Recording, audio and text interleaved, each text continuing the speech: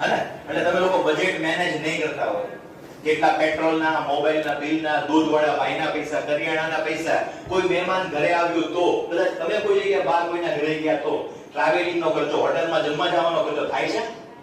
કોઈ બી જગ્યાએ તમે ઘરની બહાર પગ મૂકશો ને 1 રૂપિયા એટલે પૈસા વગર નહીં ચાલે. સમજો તો આવક જે તમારી આવે છે સૌથી પહેલો મૂળભૂત પાયો છે.